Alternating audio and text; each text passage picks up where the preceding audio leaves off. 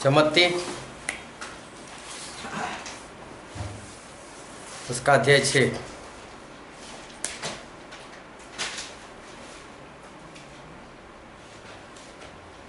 पढ़ो 9 से 13।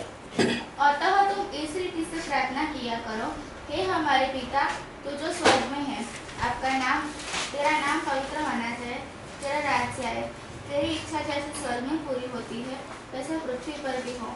हमारे दिन भर की रोटी आज हमें दे, और जिस प्रकार हमने अपने अपराधों को क्षमा किया है वैसे ही तू भी हमारे अपराधों को क्षमा कर, और हमें परीक्षा में न ला परंतु बुराई से बचा, क्योंकि राज्य और पराक्रम और महिमा सदा तेरे ही है। आमीन। आमीन। तो 5 पॉइंट हम देख चुके। आज है 6वां पॉइंट। दिन भर की रोटी आज हमें दे, दिवसनी અમારી રોટલી આજ અમને આપો।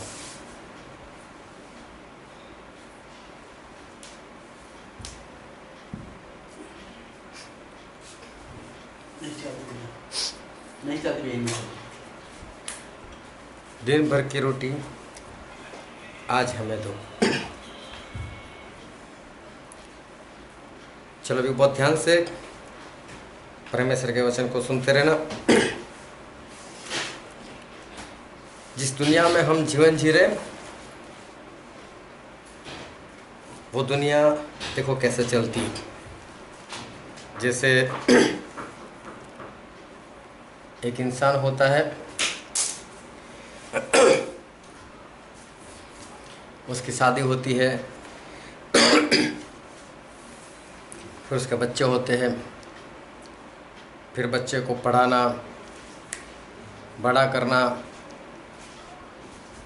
फिर उसको जॉब या कारोबार वो शुरू कर देना, फिर उसकी शादी करना, फिर उसकी शादी हो जाए, अब फिर वही चक्कर, अभी उसके बच्चे, अभी वो पढ़ाएगा बच्चों को, फिर वो बच्चे बड़े होंगे, फिर इनको जॉब, उनको कारोबार, फिर उनकी शादी, और ये सब चक्कर वो चलता रहता है।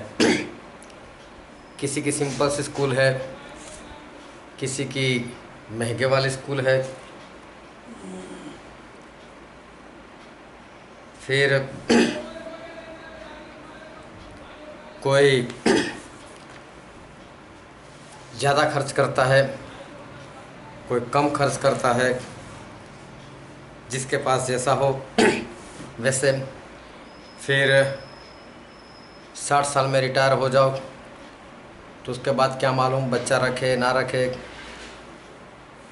और खुद के लिए पैसे जमा कर रखो। ये सारी बातें जो है वो दुनिया में चलती रहती है, और इन सभी बातों के लिए पैसा चाहिए, खर्च चाहिए, और इसी कारण से पूरी दुनिया के और तकरीबन सारे लोग वो फिक्र में रहते हैं, चिंता में रहते हैं। लेकिन हमारे परमेश्वर ऐसा कहते हैं, फिलिपिया इसका 4वां अध्याय और 6 पद, फिलिपी 4:6। किसी भी बात की चिंता मत करो, परंतु हर एक बात में तुम्हारे निवेदन, प्रार्थना और विनती के द्वारा धन्यवाद के साथ परमेश्वर के सन्मुख उपस्थित किए जाए। यहाँ पर लिखा है किसी भी बात की चिंता मत करो। तो ये समझो कि परमेश्वर की आज्ञा है कि किसी भी बात की चिंता ना करो। तो ये परमेश्वर ने ऐसा नहीं बोला कि मैं तुमसे कृपया कर कहता हूँ, विनती करता हूँ कि फिक्र ना करो, लेकिन ये हमें आज्ञा मिली है कि किसी भी बात की फिक्र ना करो। तो ये परमेश्वर की ओर से हमें आज्ञा है कि हमें किसी भी बात की फ़िक्र जो है वो फ़िक्र हमें नहीं करनी, क्योंकि परमेश्वर का वचन ऐसा कहता है। हम पढ़ते हैं मत्ती उसका अध्याय 6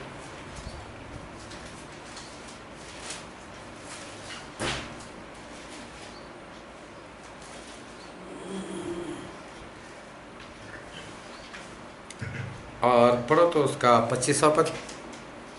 जब तक तू अपने बुद्धि के साथ मार्गी में है, छठा दे। इसलिए तुमसे कहता हूँ कि अपने प्राण के लिए यह चिंता न करना कि हम क्या खाएंगे और क्या पिएंगे, और न अपने शरीर के विषय में क्या पहनेंगे। क्या प्राण भोजन से और शरीर वस्त्र से बढ़कर नहीं। हाँ, तो यहाँ पर ऐसा लिखा है कि तुम अपने प्राणों के लिए चिंता ना करो कि हम लोग क्या खाएंगे, बस शरीर के लिए फिक्र ना करो कि हम लोग क्या खाएंगे, और ये भी फिक्र ना करो कि हम क्या पहनेंगे, क्योंकि हमारे परमेश्वर जो है वो हमको सब कुछ देते। इसलिए हमारे परमेश्वर कहते हैं कि ना खाने की फिक्र करो ना पहनने की फिक्र करो। फिर आगे क्या लिखा है? आकाश के पक्षी को देखो, वे न बोते हैं न काटते हैं और न खत्तों में बटोरते हैं, फिर भी तुम्हारा स्वर्गीय पिता उनको खिलाता है। यहाँ पर परमेश्वर का वचन ऐसा कहता है कि आकाश के पंछियों को देखो, ना तो वो बीजते हैं, मतलब वो खेती नहीं करते, ना ही वो लोग काटने के लिए जाते हैं, फिर ना ही वो लोग किसी तरह का कारोबार करते हैं, लेकिन फिर भी हमारे जो पिता परमेश्वर है वो इन सब का गुजारा करता है। इसका मतलब ये हुआ कि आकाश के पंछियों को खाना देने वाले कौन हैं? हमारे परमेश्वर। मैंने कई जगह पर देखा है कि लोग क्या करते हैं कि दाने ले लेकर वहाँ पर जाकर डाल देते हैं। कई लोग अपने टेरेस पर जाकर डाल देते हैं।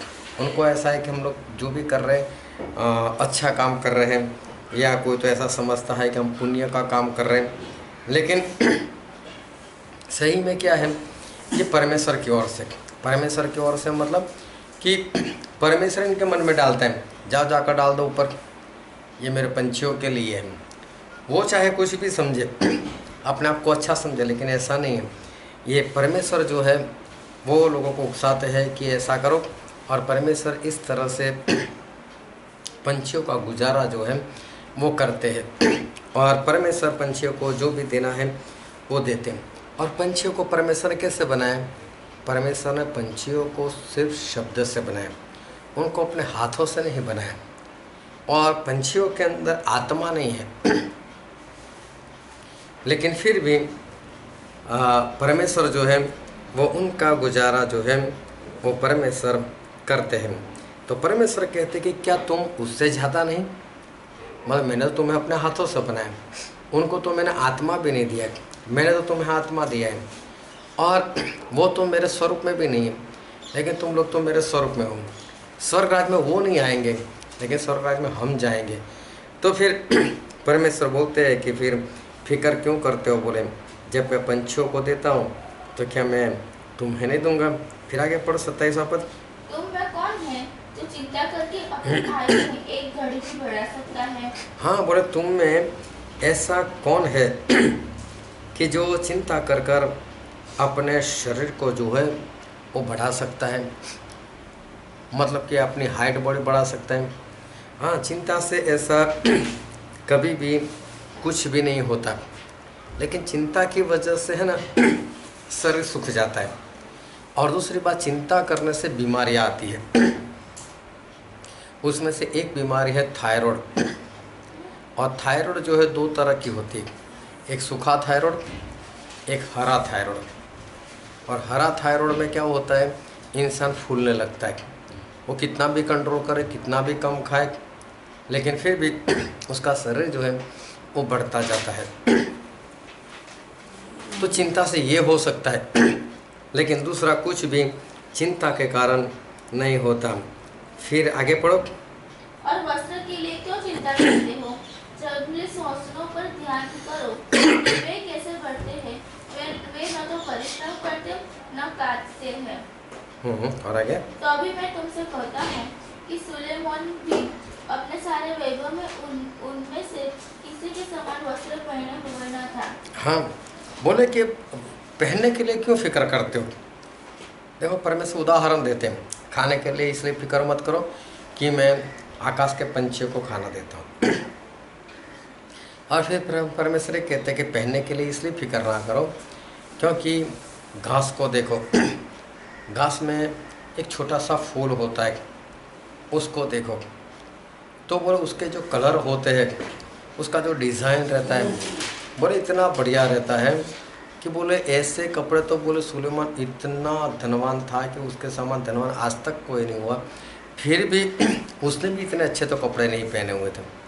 तो बोले जो घास सुबह उसका फूल खिलता है और शाम को वो तो सूख जाता है, भट्टी में चला जाता है, जल जाता है, फिर भी परमेश्वर उसको अगर इतना अच्छा बनाते हैं तो बोले परमेश्वर क्या तुम्हें वस्त्र नहीं देंगे?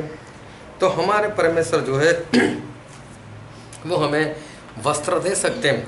इसलिए परमेश्वर बोलते हैं कि जो घास को देते हैं तुम्हें क्यों नहीं देंगे? बोले इसी बात के लिए तुम फिक्र ना करो। फिर आगे पढ़ो उसका 30वां पद। इसलिए जब परमेश्वर मैदान की घास को जो आज और कल भाड़ में झोंकी जाएगी ऐसा वस्त्र पहनाता है, तो हे अल्पविश्वासियों, तुमको वो इसे वस्त्र क्यों न पहनाएगा? इसलिए तुम चिंता करके यह न कहना कि हम क्या खाएंगे या क्या पिएंगे या क्या पहनेंगे। हाँ, परमेश्वर बोलते इसलिए फिक्र करते हुए ऐसा मत करो कि हम क्या खाएंगे, क्या पिएंगे और क्या पहनेंगे, लेकिन क्योंकि अन्य जातियाँ इन सब वस्तुओं की खोज में रहते हैं। अन्य जातीय के लोग, मतलब जो परमेश्वर को नहीं मानते ना, वो सारे इस बात की फिक्र करते हैं। इसका मतलब हमारे परमेश्वर ये सिखाते हैं कि ये सारी चीज़ों की हमें ज़रूरत तो है, हमें कपड़े पहनना चाहिए, हमें खाना भी खाना चाहिए, इसकी हमें ज़रूरत है, वो सारी बातें है, लेकिन फिर भी हमारे परमेश्वर ये कहना चाहते हैं कि ये सभी को ढूंढता कौन है? तो बोले ये सभी को अन्य जाति के लोग, मतलब जो परमेश्वर को नहीं मानते, ऐसे लोग इस सारी बातों को वो लोग खोजते हैं, ढूंढते हैं। लेकिन परमेश्वर भी हमें क्या कहते हैं? पर तुम्हारा स्वर्गीय पिता जानता है कि तुम्हें इन सब वस्तुओं की आवश्यकता है। इसलिए पहले तुम परमेश्वर के राज्य और उसके धर्म की खोज करो, तो ये सब वस्तुएं भी तुम्हें मिल जाएगी। हाँ, लेकिन परमेश्वर बोलते हैं कि लेकिन तुम सबसे पहले क्या ढूंढो? परमेश्वर के राज्य को ढूंढो। और बोले राज्य को ढूंढोगे तो बोले ये सारी चीज़ें जो है वो आपको मिल जाएगी। इसका मतलब हमें क्या ढूंढना है? हमें परमेश्वर के राज्य को ढूंढना है।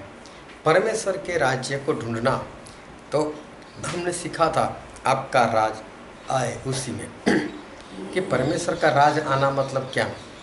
तो परमेश्वर की आज्ञाकारी हमें करनी है। परमेश्वर के एक एक वचन जो है उस वचन को हमें मानना है।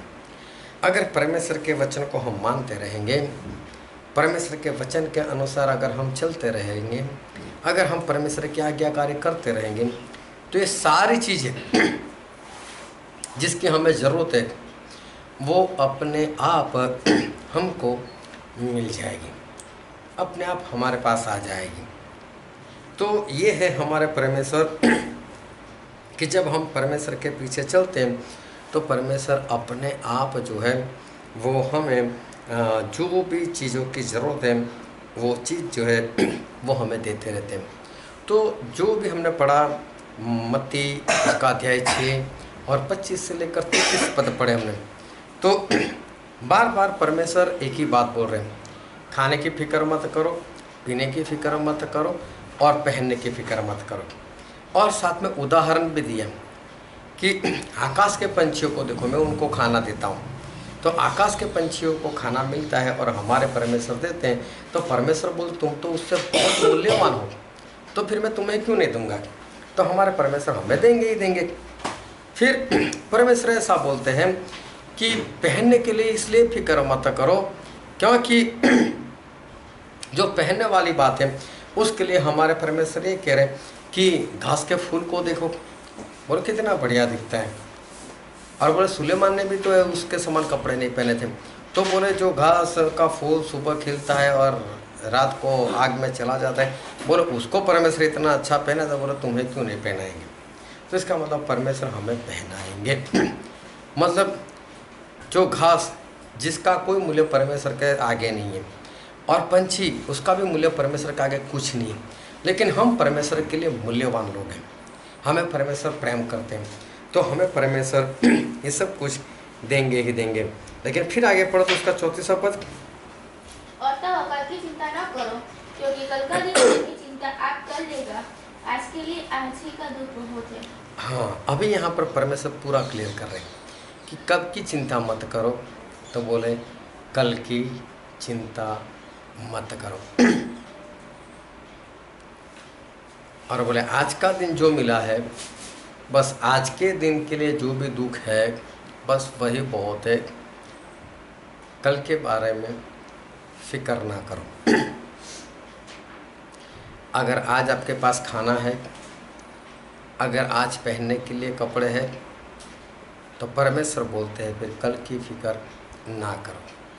क्यों परमेश्वर ऐसा बोलते हैं कि कल की फिक्र जो है हमें नहीं करनी चाहिए। बीच में ऐसा हुआ कि किसी की शादी थी, और शादी में मालूम नहीं कपल था या अनजान लोग थे मालूम नहीं, लेकिन एक लड़की और एक लड़का डांस कर रहे थे, और कोई फिल्म का गाना जो था वो बज रहा था, और वीडियो निकाल रहे थे लोग, सभी लोग खुशियाँ मना रहे थे, चारों ओर रोशनी थी। और जो भी गाना था उसमें एक लाइन ऐसी आती थी कि तेरी याद में मर जाए, ऐसा कुछ शब्द आता था। और जब वो लड़का वही लाइन गाई उसने, और वहीं पर गिर पड़ा वो। तो पहले तो लोगों को ऐसा लगा कि ये मरने की एक्टिंग कर रहा है गाने में जो शब्द आए, लेकिन वो तो उठा ही नहीं। और फिर जब उसको उठाने के लिए गए तब पता चला सही में मर चुका था वो तो। अभी नाचते हुए मर गया, इसका मतलब उसकी सेहत अच्छी थी। वो लाइन आई तब तक उसकी सेहत अच्छी थी, और वो गाना गाया उसी वक्त वो खत्म हो गया। एक बार मैं पंजाब में था, और वहाँ पर एक भाई साहब को ऐसा हुआ, वो अपनी भैंस के लिए चारा काट कर आए, और वहाँ पर जो चारा काट कर आते हैं ना, वो 2-5 किलो नहीं होता, 20-25 किलो होता है, वो लेकर आए। फिर वहाँ पर उनके पास एक छोटी सी, जो हमारे पास वो पीछे मशीन पड़ी ना, ऐसी बड़ी मशीन रहती है, और उसमें वो लोग चारा डालकर उसको टुकड़े टुकड़े कर कर फिर भैंस को देते। उसमें इंजन भी रहता है, और कोई लोग हाथ से भी चलाते हैं। ज़्यादातर लोगों के पास हाथ से चलाने वाला मशीन है। अभी इस भाई साहब ने हाथ से मशीन चलाया, काफ़ी मेहनत पड़ती है उसमें, और वो भी उसने किया। उसके बाद वो बैठा और अपने घर में जो भी होगा उसको आवाज़ लगाई, बोले पानी लेकर आओ। वो पानी लेकर आए, पानी भी पिया। फिर बोलता है अभी मेरे लिए चाय बना कर लेकर आओ। अभी चाय बना कर लेकर आए तो देखा तो इंसान खत्म, ये मर चुका था, कुछ भी नहीं था उसको। इतना सब काम किया, और उसके बाद वो इंसान जो था वो तो अचानक से वो ख़त्म हो गया। तो ये सारी बातों से हमें ये पता चलता है कि इंसान जो है वो कभी भी मर सकता है, कभी भी उसका अंत आ सकता है। और लूका में ऐसा लिखा है, लूका उसका 12वां अध्याय,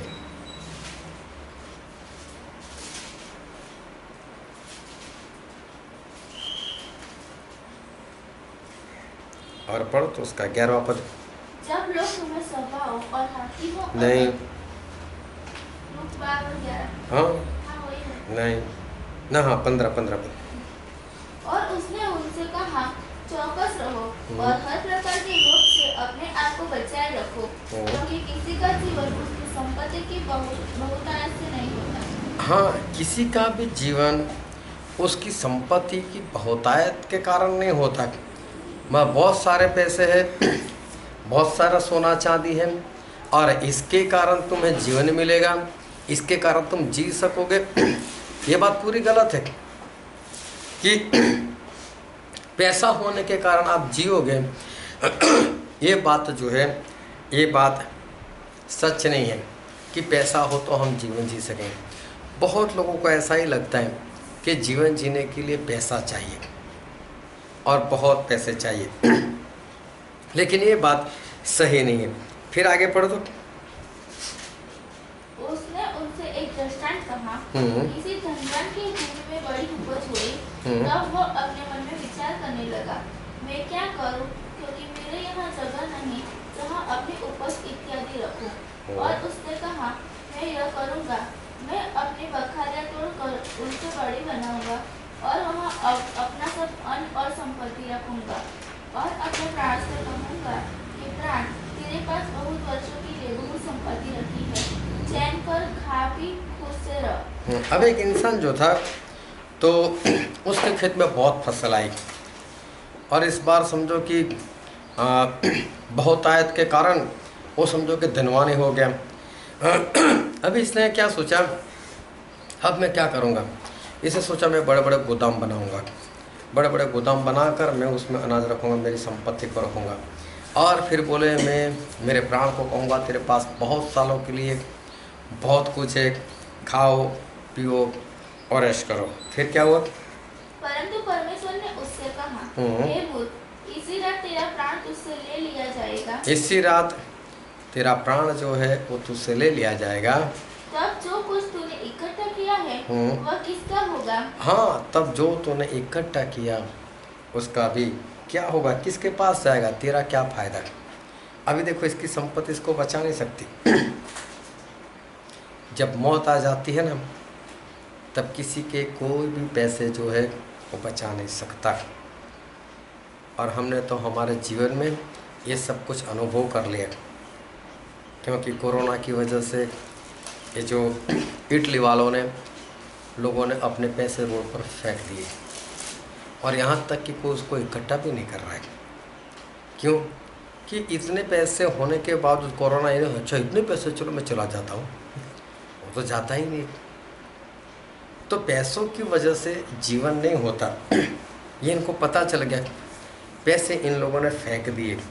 तो इसका मतलब ये है कि जीवन जीने के लिए पैसों की ज़रूरत है, लेकिन पैसे है तो जीवन है, ये बात गलत है। पैसों के कारण जीवन जो है वो नहीं मिलता। सुलेमान राजा इतना धनवान था, लेकिन आज कहाँ पर है, मर गया होता। तो पैसे कभी भी किसी को नहीं बचा सकता, और इसलिए पैसों में जीवन नहीं है। ये बात हमें स्पष्ट जो है वो पता चलती है। हमारे वडोदरा शहर में ही एक इंसान है, काफ़ी धनवान है, और बहुत बड़ा उसका बंगला बना हुआ है। और मैं कभी उसके पास गया नहीं, ना ही मैं उसको जानता हूँ, और जानता हूँ तो बस इतना कि वो बड़ा इंसान है, इसलिए मैं उसको जानता हूँ, बस उससे ज़्यादा कुछ नहीं। लेकिन मैंने जो उसके बारे में सुना है कि बोले जो वो बेड पर सो जाता है, वो बेड के अंदर लोग तो कपड़े आदि ऐसे कुछ रखते, इसने पूरा बेड भरकर पैसा रखा हुआ है, बहुत पैसे उसके पास, और उसके ऊपर वो सो जाता है, लेकिन उसको नींद ही नहीं आती। और नींद नहीं आने के कारण वो शराब बहुत पीता है, फिर भी उसको नींद नहीं आती।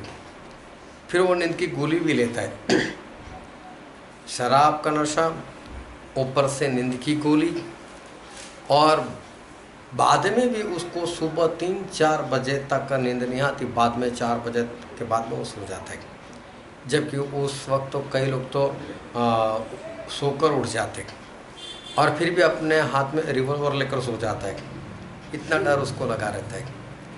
और कभी भी मैं वो अगर वहाँ से जाना हुआ तो आपको उसका घर दिखाऊंगा। और उसके घर के बाहर भी सिक्योरिटी वाले बैठे होंगे, वो भी बंदूक लेकर, और फिर भी उसको अंदर डर लगता है। ऑर्डर की वजह से नहीं आती। इतने पैसे होने के बावजूद भी उसको जो जीवन मिलना चाहिए वो जीवन उसके पास नहीं है। तो कहने का मतलब ये है कि पैसों के अंदर जीवन नहीं है। ये परमेश्वर ने सिखाया हमको कि इसके पास बहुत कुछ था, लेकिन परमेश्वर ने बोला कि आज ही तेरे पास ये सब कुछ ले लिया जाएगा। तो बोले जो तूने प्राप्त किया है वो तेरे पैसे जो है वो पैसे तेरे किस काम के। और इसलिए जब इज़राइल के लोग जब जंगल में थे और उनको भूख लगी तो मूसा से कहने लगे, तो मूसा ने परमेश्वर से कहा परमेश्वर खाना दो, और परमेश्वर ने इनको खाने में क्या दिया था? मानना। उनको मन्ना दिया। लेकिन बाइबल में ऐसा लिखा है, हम पढ़ते हैं निर्गमन का पुस्तक उसका 16वां अध्याय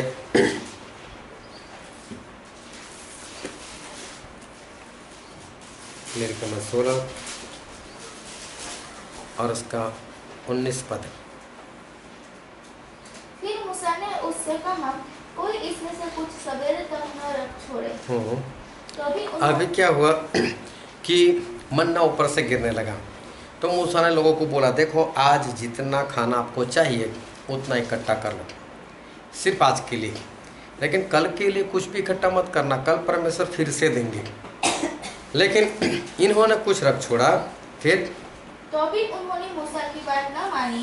इसलिए जब किसी मनुष्य ने उसमें से कुछ सवेरे तक रख छोड़ा तो उसमें कीड़े पड़ गए। हाँ, मन्ना में कीड़े पड़ गए। इन लोगों ने दूसरे दिन के लिए इकट्ठा किया तो मन्ना में कीड़े पड़ गए। फिर आगे क्या लिखा है? और वो बसाने लगा। मतलब कि उसमें बदबू जो है वो बदबू आने लगी।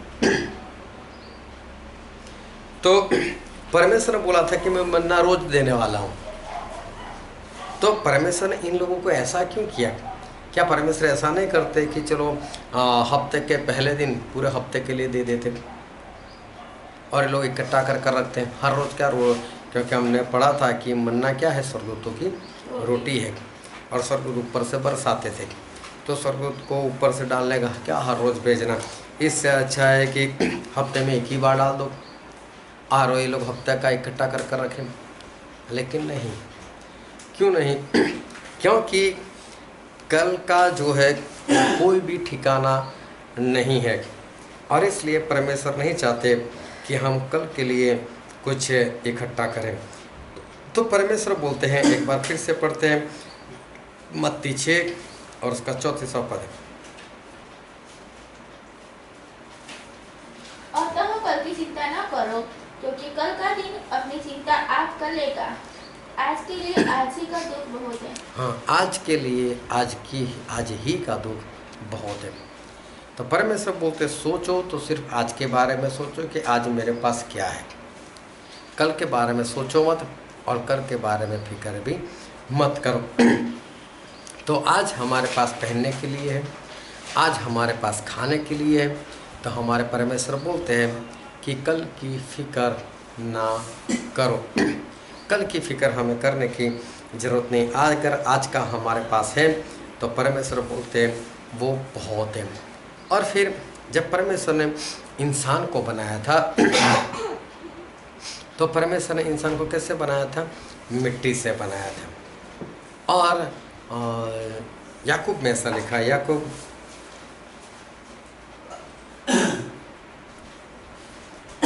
उसका 2 अध्याय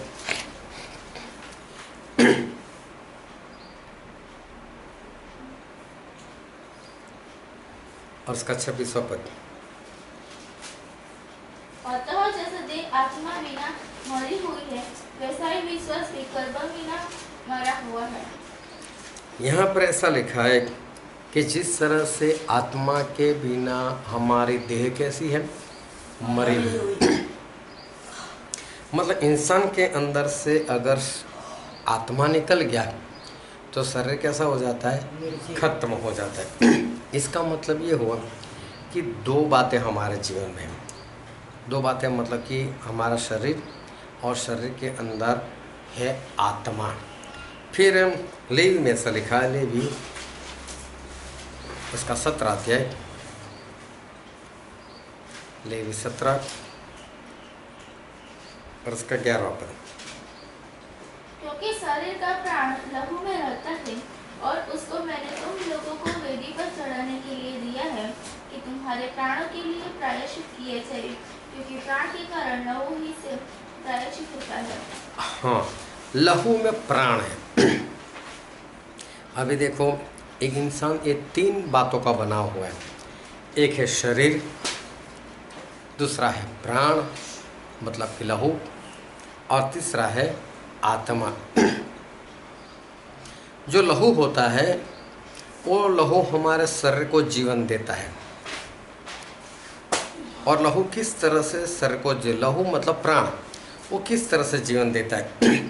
हमारे पूरे शरीर में कहीं पर भी आप सुई लेकर मारो तो क्या निकलेगा? कौन? लहू निकलेगा। इसका मतलब लहू कहाँ पर बहता है? पूरे शरीर में लहू जो है वो बहता है। लेकिन कई बार क्या होता है कि किसी किसी के शरीर के किसी हिस्से में लहू जो है वो बहना बंद हो जाता है। जैसे बाइबल में एक इंसान के बारे में लिखा हुआ था कि एक इंसान का हाथ सूखा हुआ था। अभी जो सूखा हुआ हाथ होता है ना, वहाँ पर आप उसको जोर से हथौड़ा मार दो, उसको कुछ नहीं होगा। चाहे हड्डी तोड़ दो उसकी, तो अभी उसको कुछ नहीं होगा। मतलब कि उसको दर्द का अनुभव नहीं होगा। लेकिन इंसान जिंदा है। लेकिन ऐसा क्यों हो गया? क्योंकि वहाँ पर लहू नहीं पहुँचता। तो जहाँ पर लहू नहीं जाता ना, वो इंसान का हिस्सा मर जाता है। कई बार क्या है, लोगों को चक्कर आने लगते, फिर अस्पताल में जाते, उनका रिपोर्ट निकालते तो बोलते खून जो है ना वो सर तक नहीं जाता, दिमाग में नहीं जाता। और बोले इस कारण से क्या होता है कि दिमाग सही से काम नहीं करता, और इसलिए बोले चक्कर आ रहे। तो लहू जो है ना वो हमारे शरीर का प्राण है। तो जिस जगह पर लहू नहीं जाएगा उतना हिस्सा मर जाएगा, लेकिन इंसान नहीं मरेगा। हाँ, अगर उसका सारा खून निकल जाएगा तो फिर आत्मा भी निकल जाएगा। लेकिन जब तक इंसान के अंदर आत्मा है वो जीवित है। तो लहू जो है वो जहाँ जहाँ पर होता है वो हिस्सा जिंदा रहता है, लेकिन लहू जिस जगह पर नहीं जाएगा उतना हिस्सा जो है उसका शरीर के साथ तो जुड़ा रहेगा, लेकिन उतना हिस्सा जो है वो खत्म हो जाता है। लेकिन आत्मा निकल जाए और पूरा का पूरा लहू हो, कोई काम का नहीं। तो हम कितनी चीज़ों के बने हुए? 3। एक शरीर जो मिट्टी है, दूसरा लहू जो जिसके अंदर प्राण है, और तीसरा आत्मा। अभी देखो इन 3 में से मेन चीज कौन सी है? आत्मा। आत्मा किस तरह से मेन है? क्योंकि पूरा शरीर है 100%, एक भी अंग इधर उधर नहीं है, ना ही कम है। क्या कई लोगों का ऐसा होता है, किसी का एक हाथ नहीं होता, किसी की एक आँख नहीं होती, किसी का एक कान नहीं होता।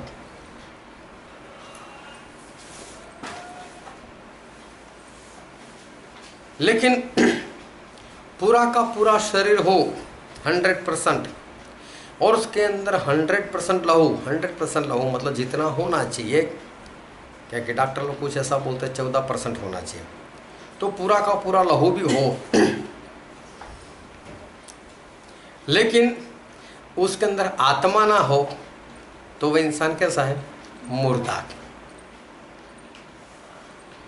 लेकिन शरीर के किसी शरीर का कोई हिस्सा ना हो, उसका हाथ ना हो, उसका पैर ना हो, उसके एक आँख ना हो, लेकिन अंदर आत्मा है ना, तो वो इंसान कैसा है? जिंदा है। अगर शरीर के किसी हिस्से में लहू नहीं जाता तो समझो वो हिस्सा सूख जाएगा, लेकिन वो इंसान जिंदा है। क्यों? क्योंकि उसके अंदर आत्मा है। लेकिन लहू भी पूरा हो, शरीर भी पूरा हो, लेकिन आत्मा निकल जाए, बात खत्म। तो इसका मतलब मेन चीज क्या है? आत्मा। मेन चीज हमारे जीवन में जो है वो है आत्मा। समझ में आ गई बात हाँ, कि जो मेन चीज़ है वो है आत्मा। और शरीर हमारा किससे बना है? माटी से। मिट्टी से बना। लेकिन आत्मा किससे बना है? स्वर्गीय पदार्थ। आत्मा स्वर्गीय पदार्थों का बना हुआ है, क्योंकि वो परमेश्वर ने बनाया है।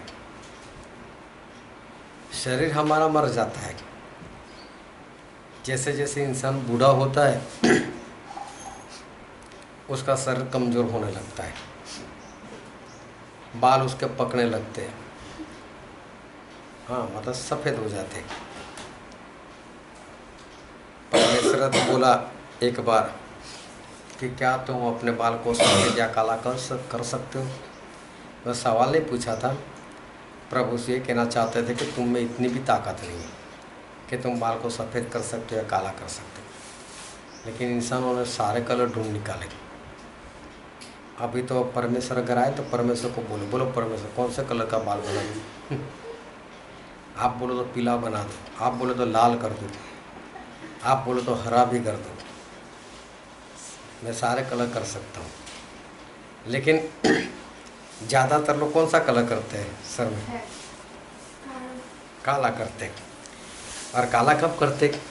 जब उसके बाल सफ़ेद होने लगते। बाल सफ़ेद होने लगे मतलब आयु बढ़ने लगी। अब आयु बढ़ने लगी और फिर भी वो दिखना कैसा चाहता है?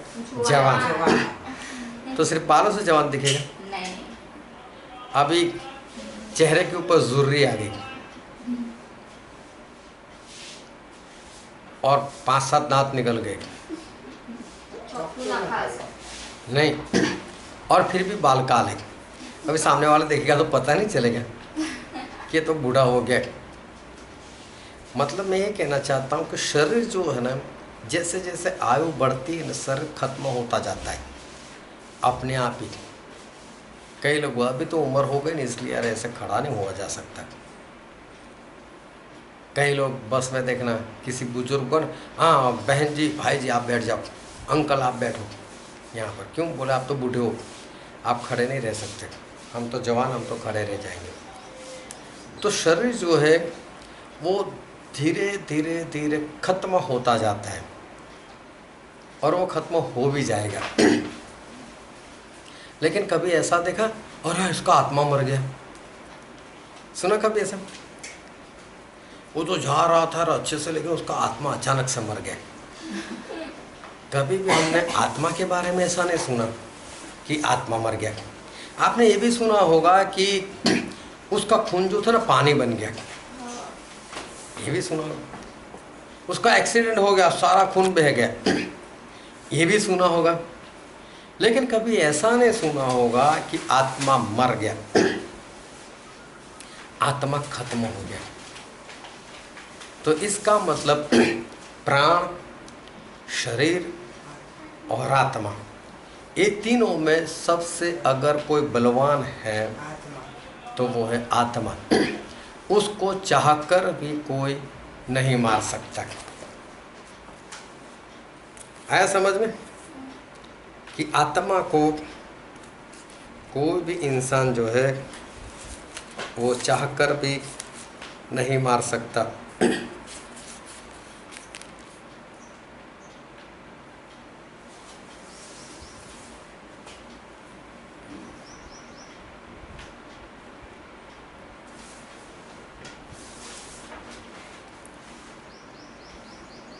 और बाइबल में लिखा है मत्ती उसका 10वां अध्याय,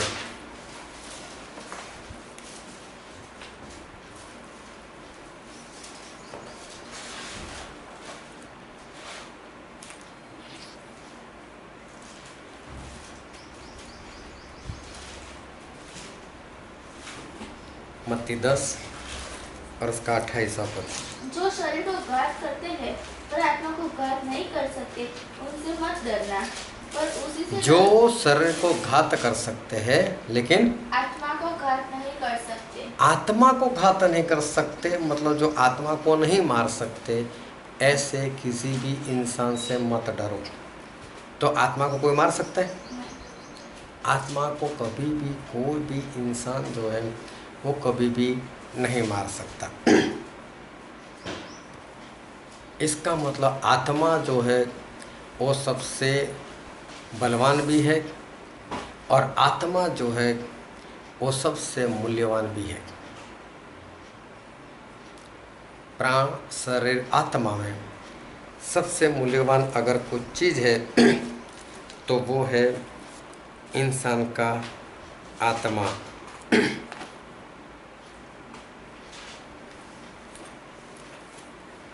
फिर पढ़ो तो जो 28वां पद पढ़ा था, मत्ती 10 का 28।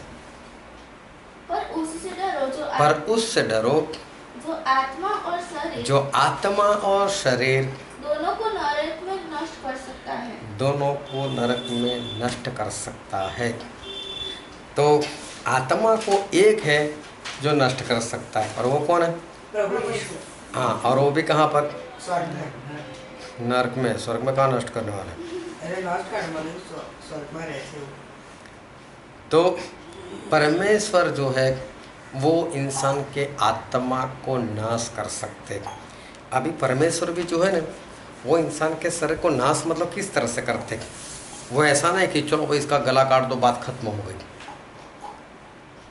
तो परमेश्वर जो है वो परमेश्वर इंसान के शरीर को किस तरह से नाश करते हैं? तो हमारे परमेश्वर जो है वो इंसान के आत्मा को और शरीर को वो नरक में डालकर वो नाश कर सकते हैं। तो नरक में ऐसा नहीं है कि आत्मा जो है वो 100% खत्म हो जाएगा, लेकिन नरक में क्या होगा? तो निकालो मरकुस उसका 9 अध्याय,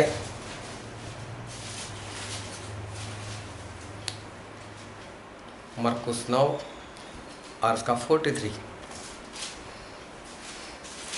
यदि तेरा हाथ तुझे ठोकर खिलाए तो उसे काट डाल। टुंडा होकर जीवन में प्रवेश करना तेरे लिए इससे पहला है कि 2 हाथ रखे हुए नरक की आग में डाला जाए तो कभी बुझने की नहीं। हाँ, नरक की आग ऐसी है जो कभी बुझती नहीं। अभी उस नरक के अंदर प्रभु ने ऐसा बोला कि मैं तुम्हारे आत्मा को नाश कर सकता हूँ। तो ऐसा नहीं परमेश्वर उस आग में डाल देंगे और जलकर वो आत्मा नाश हो जाएगा, नहीं, वो आत्मा लगातार वहाँ पर जलता रहेगा।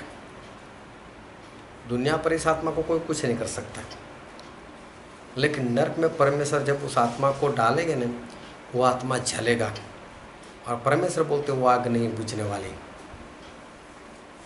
इसका मतलब कि अनंत काल के लिए वो आत्मा जो है वो वहाँ पर जलता रहेगा। फिर आगे पढ़ो। जहाँ उनका कीड़ा नहीं मरता। कहाँ पढ़ते? नरक का। कौन सा पद पढ़ रहे? 44। हाँ। जहाँ उनका कीड़ा नहीं मरता और आग नहीं बुझती। हाँ, ये ऐसी जगह है नरक कि जहाँ पर कीड़ा भी होता है, और लिखा है उसका कीड़ा, मतलब कि जो लोग नरक में जाएंगे ना उसका कीड़ा वहाँ पर होता है, और वो कीड़ा जो है वो लगातार उसको खाता रहेगा, लेकिन फिर भी खत्म नहीं होगा। ना ही कीड़ा खत्म होगा, ना ही वो इंसान वहाँ पर खत्म होगा। मतलब नरक ऐसी जगह है जहाँ पर परमेश्वर इंसान के आत्मा को नाश कर सकते हैं। लेकिन परमेश्वर ऐसा क्यों करे? परमेश्वर क्यों इंसान का नाश करे? परमेश्वर क्यों इंसान का नाश करना चाहेंगे? हमारे परमेश्वर जो है वो इंसान से तो बहुत प्रेम करते हैं, तो फिर हमारे परमेश्वर इंसान के आत्मा का इस तरह से नाश क्यों करें? और दूसरे कुरिन्थी में लिखा है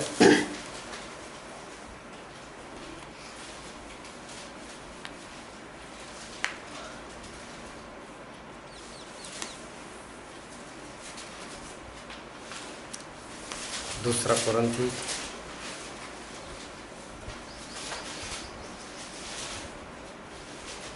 उसका 5वां अध्याय और 10वां पद। क्योंकि अवश्य है कि हम सबका हाल मसीह के न्याय आसन के सामने खुल जाए कि हर एक व्यक्ति अपने भले बुरे कामों का बदला भले बुरे का बदला जो उसने देह के द्वारा किया है हो पाए। अभी यहाँ पर जो वचन लिखा है उसके अनुसार परमेश्वर यह कहना चाहते हैं कि हम सभी को परमेश्वर के सिंहासन के सामने खड़ा रहना पड़ेगा। अभी देखो, कोई इंसान मर गया तो मर जाने के बाद उसकी जो डेड बॉडी उसका क्या करते हैं? हाँ, दफन करते हैं। और कुछ लोग क्या करते हैं? उसको जला भी देते हैं। मतलब वो शरीर तो खत्म हो गया। तो फिर परमेश्वर के सिंहासन के सामने कौन खड़ा था? आत्मा। वो तो आत्मा खड़ा था।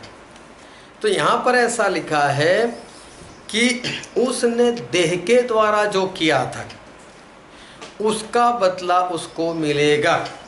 तो देह के द्वारा किसने काम किया था? आत्मा ने काम किया था।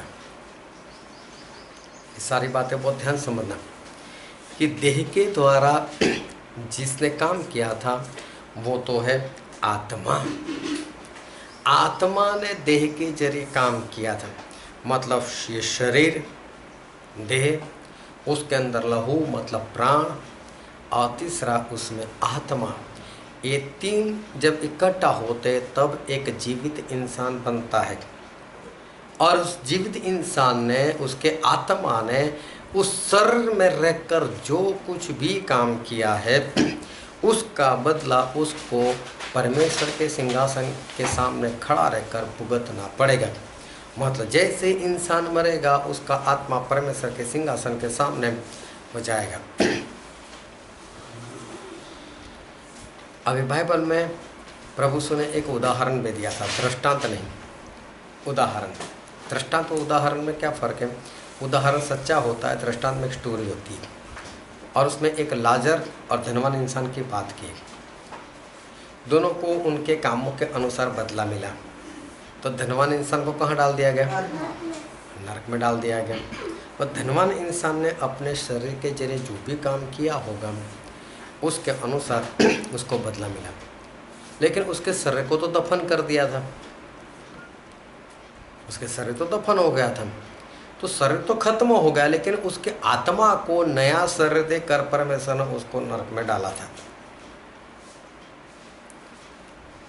क्योंकि मत्ती 10:28 एक बार फिर से पढ़ो।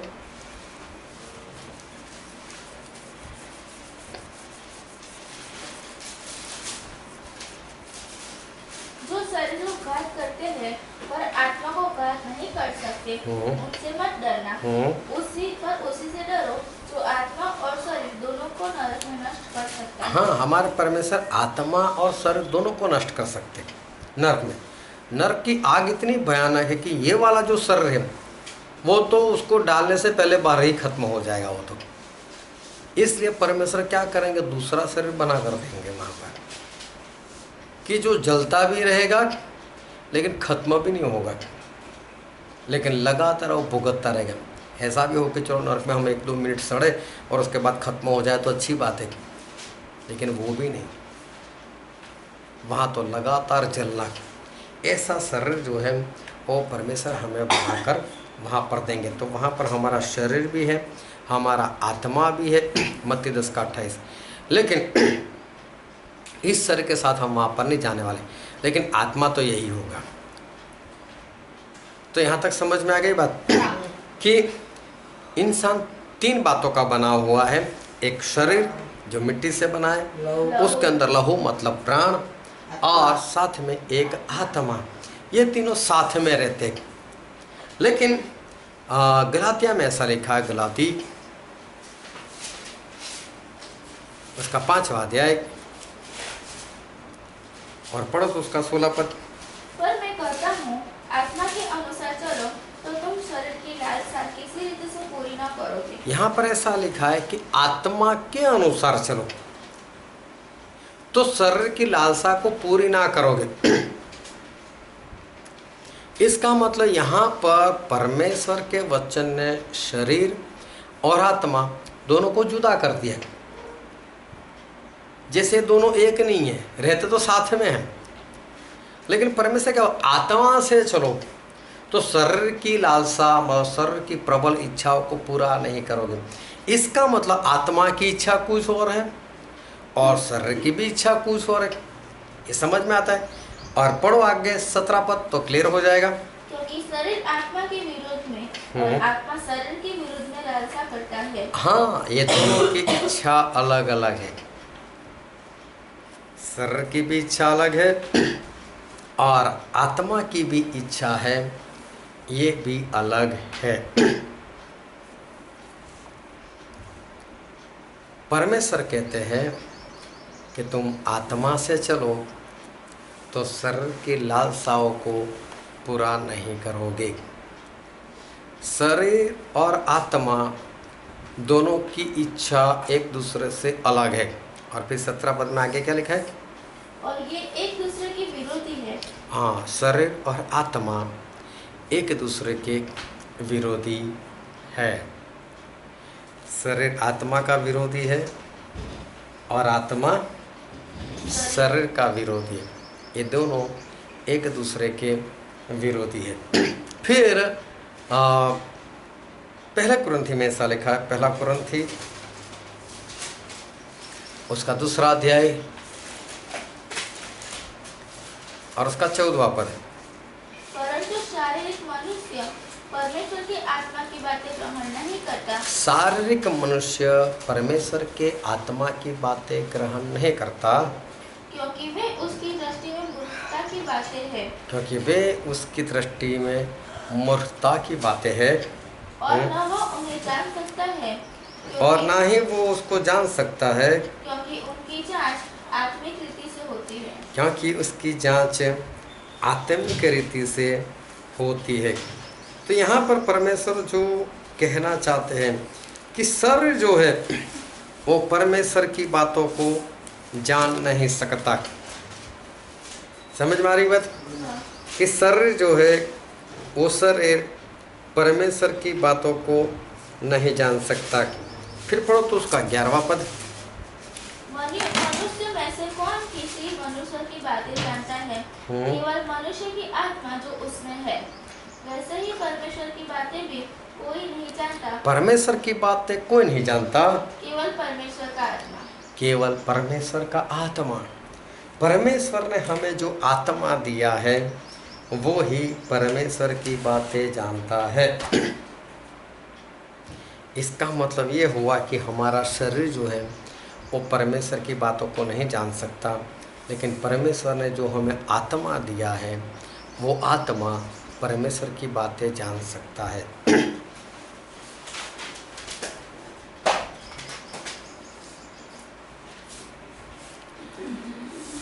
आ गया यहाँ तक समझ में?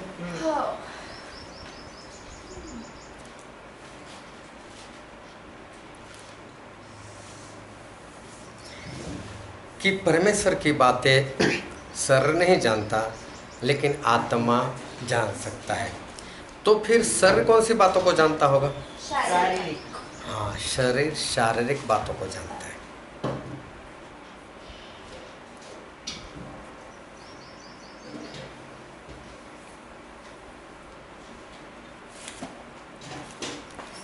और इसलिए रोमन में ऐसा लिखा है,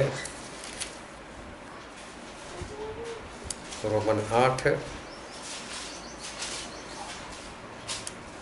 उसका 6 और 7 पद।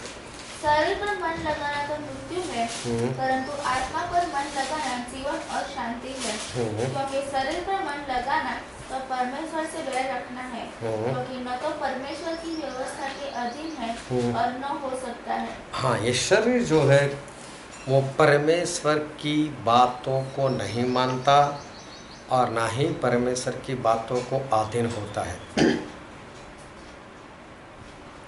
और शरीर की बातें वो तो मौत है, मौत मतलब नरक। लेकिन आत्मा की बातें जीवन और शांति है, मतलब कि स्वर्ग है।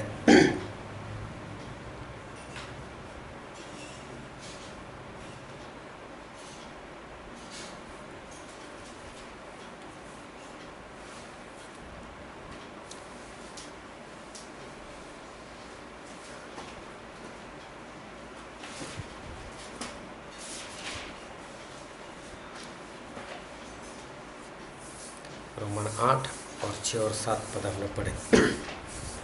अभी देखो ये जितने आखिर में हमने पद पढ़े शरीर और आत्मा को लेकर, इस सारी बातों का कंक्लूजन क्या निकलता है, उसका सार क्या निकलता है, उसका अर्थ क्या निकलता है, तो वो ये समझ में आता है हमको कि शरीर और आत्मा दोनों साथ में रहते हैं, लेकिन फिर भी शरीर आत्मा के विरोध में है और आत्मा शरीर के विरोध में है। शरीर परमेश्वर की बातों को नहीं जानता और ना ही वो जानना चाहता है, ना ही परमेश्वर की आज्ञा को अधीन होना चाहता है, ना ही अधीन हो सकता है। और आत्मा जो है वो आत्मा परमेश्वर की बातें चाहता है, परमेश्वर की आज्ञाकारी करना चाहता है और वो परमेश्वर की आज्ञाकारी कर भी सकता है।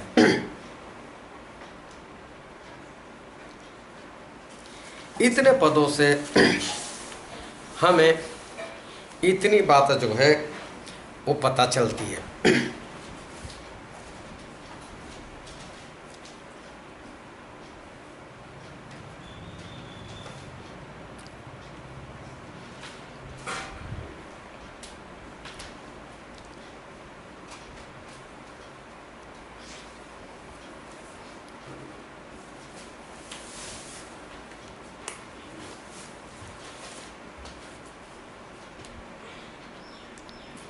लिख लिया इतना? हाँ।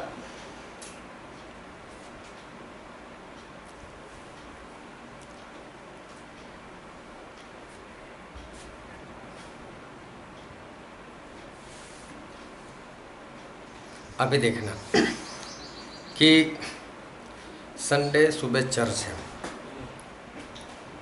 तो चर्च में कौन जाना चाहेगा, शरीर या आत्मा? आत्मा। आत्मा। अभी समझो कि सुबह 8 बजे संडे चर्च में जाना है, तो आत्मा क्या चाहेगा, मैं तो चर्च में जाता हूँ, और शरीर उसका विरोधी है। शरीर क्या बोलेगा, आराम करना। हाँ मुझे तो सोना है। ठीक, अभी देखो शरीर और आत्मा दोनों साथ में है, रहते तो साथ में ही है।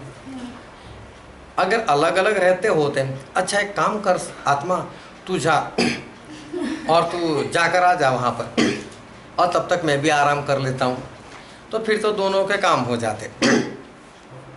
लेकिन अगर आत्मा निकले तो मर जाएगा। ये तो मर जाएगा। ये तो जब वापस आ गया तब पता चलेगा उसको तो दफन कर दिया। है ना, बात खत्म हो जाएगी। तो इसका मतलब ये दोनों विरोधी हैं, लेकिन एक साथ में ही रहेंगे, है ना। दोनों विरोधी हैं लेकिन रहेंगे साथ में। अभी देखो शरीर ऐसा चाहता है मैं सोया रहूं, और आत्मा ऐसा चाहता है कि मैं चर्च में जाऊं, तो दो में से एक ही बात होगी, या तो दोनों चर्च में जाएंगे या तो दोनों सो रहेंगे, सोते रहेंगे। अभी मैं एक सवाल करता हूँ, दो में से क्या हो सकता है?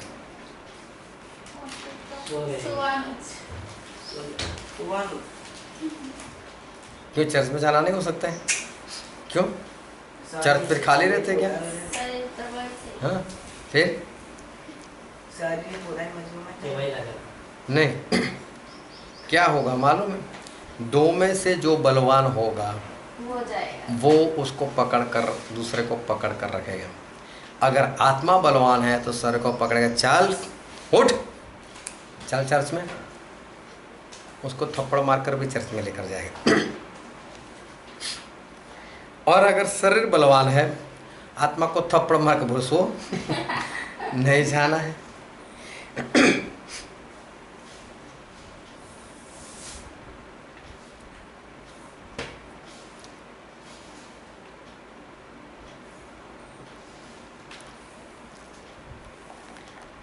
आत्मा बोलता है मुझे बाइबल पढ़ना है, तो शरीर भी उसका मान तो रखता है। उसको मालूम निकल जाएगा तो मेरी क्या इज्जत रहेगी। इससे बोला ठीक है चल ना बाइबल पढ़ते। लेकिन बाइबल पढ़ते पढ़ते शरीर क्या कर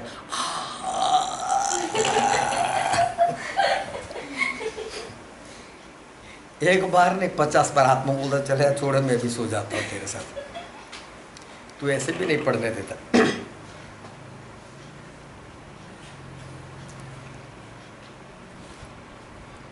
तो कभी कभी दोनों अंडरस्टैंडिंग कर लेते, लेकिन बाद में शरीर अपना जो भी है जलवायु दिखाता है कि बोले चल कोई बात नहीं। होल नाइट तो कई बार ऐसा होता है मुझ पर मैसेज आता है मैं आऊँगा, उसके बाद मैसेज आता है अब मैं नहीं आता। क्यों? सर ने बोल दिया नहीं जाना है राज। तो शरीर और आत्मा दोनों साथ में रहकर एक दूसरे के विरोधी है, और आत्मा जो है वो शरीर से निकलने के बाद परमेश्वर के सिंहासन के सामने जाएगा और परमेश्वर उस आत्मा को बोलेंगे तूने क्या किया। अभी वो भी ये नहीं बोल सकता है कि नहीं वो तो शरीर के कारण हुआ, समझे? तो परमेश्वर शरीर को क्यों नहीं पूछेंगे? क्यों परमेश्वर हमारे शरीर को नहीं पूछते? परमेश्वर को पहले शरीर को पूछना चाहिए कि तेरी वजह से मेरा आत्मा नाश में जा रहा है, तूने इसको चर्च में नहीं जाने दिया, तूने इसको नींद में डाल दिया। लेकिन फिर भी परमेश्वर शरीर को इतना भी नहीं पूछते। और शरीर क्या है? मिट्टी था, वापस मिट्टी ही बन गया, उसको तो घाटा ही नहीं गया, कुछ भी नहीं हुआ उसका तो। और उस शरीर की वजह से अगर शरीर ने अच्छा काम नहीं किया तो आत्मा तो अनंत काल के लिए जलता रहेगा। करता कौन है? शरीर। भुगतता कौन है? आत्मा। तो क्या परमेश्वर हमारे अन्यायी है कि शरीर करो और आत्मा को दंड दे? हमारे परमेश्वर ऐसे तो नहीं है ना। लेकिन शरीर को तो दंड ही नहीं देते, वो तो आत्मा को ही दंड देते हैं। फिर से एक बार पढ़ते हैं, दूसरा कुरिन्थी 5:10। क्योंकि अवश्य है हम सबका हाल मसीह के न्यायालय के सामने खुल जाए कि हर एक व्यक्ति अपने अपने भले बुरे कामों का बदला जो उसने दिल के द्वारा किए हो पाए। यहाँ पर जिस तरह से वचन लिखा है वो ये कहता है कि आत्मा ने शरीर में रहकर जितने भी भले बुरे काम किए हैं उसका बदला उसको परमेश्वर देंगे। शरीर को दंड नहीं, लेकिन आत्मा को दंड। क्यों परमेश्वर आत्मा को दंड देना चाहते? क्यों परमेश्वर शरीर को दंड देने की बात नहीं कर रहे? कारण क्या है मालूम है? शरीर क्या है? किस में से बना? मिट्टी। वो तो मिट्टी से बना। और आत्मा? स्वर्गीय पदार्थ। स्वर्गीय पदार्थ का। इंसान के शरीर को मार सकता है लेकिन आत्मा को नहीं मार सकता। इसलिए दो में से बलवान कौन? दो में से बलवान तो आत्मा है। तो फिर जो बलवान है वो कमजोर को चलाएगा ना। समझ में आ रही बात? इसके लिए परमेश्वर आत्मा को दंड देते कि बोले तू तो स्वर्गीय पदार्थ का बना हुआ है और तू मिट्टी के पीछे कैसे चलने लगा? गलती तेरी है। तो जो बलवान है वो कमजोर क्यों हो जाता है इस शरीर के सामने? क्या कारण है इसका कमजोर होने का?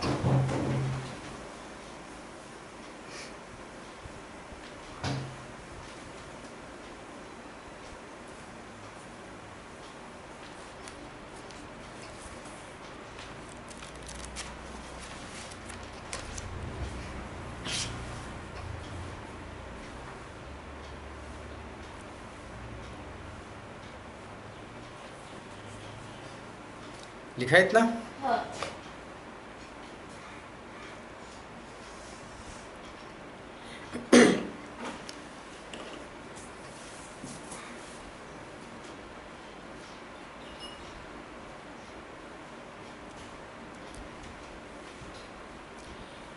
कि जो आत्मा इतना बलवान है वो शरीर में रहकर इतना कमजोर कैसे बन जाता है? उसका कारण क्या? क्यों कमजोर हो जाता है? अभी हम कल की बात नहीं करते, परसों की बात नहीं करते, हम आज की बात करते। वैसे हर रोज की बात है, लेकिन आज की बात करते। आज सुबह उठे,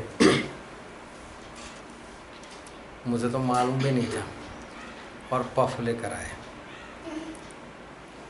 और साथ में खारे भी लेकर आए। हर सुबह मम्मी नाश्ते में क्या है आज? मम्मी ढोकला बनाओ ना, और रोटी यार उसके साथ और भी कुछ तो दो। लेकिन कभी सुबह उठकर ये पूछा कि हमारे आत्मा के लिए आज क्या है? चलो हमारे आत्मा को भी दो कुछ।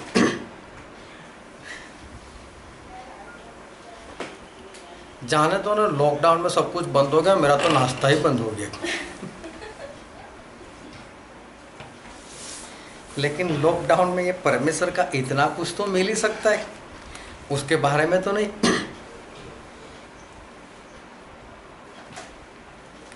सुबह उठे, शरीर के लिए चाय, सुबह उठे शरीर के लिए खाना, सुबह उठे ब्रश भी किसके लिए किया? शरीर के लिए। आत्मा में जितनी भी दुर्गंध आने तो कोई बात नहीं, शरीर से नहीं आनी चाहिए। नहाए धोए किसके लिए? शरीर। टॉयलेट गए किसके लिए? पेशाब गए किसके लिए? हाँ, सारा कुछ शरीर के लिए करते हो। शरीर को इतना भी कष्ट देना नहीं चाहते। शरीर को पूर्ण रीति से नहाकर कपड़े भी बदल दिए, अच्छे वाले कपड़े पहन लिए, लेकिन आत्मा को ताजा किया?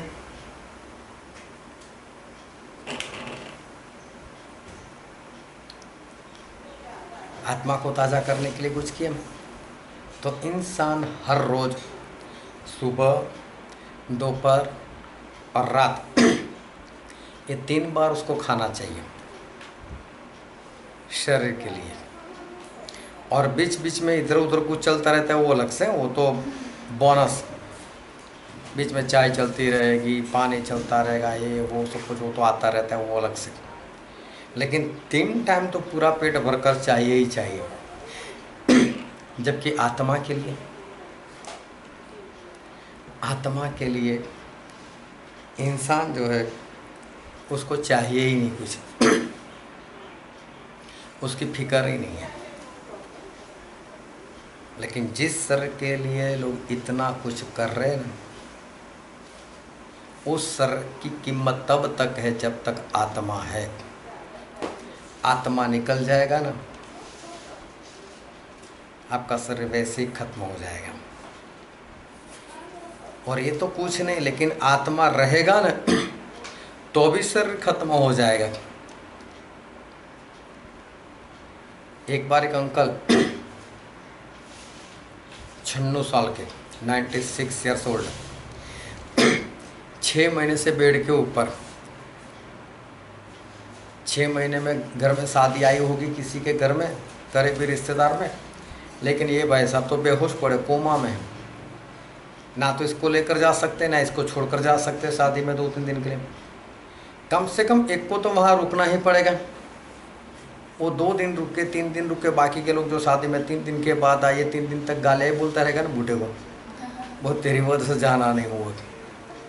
अभी 6 महीने में तो घर वाले परेशान हो गए।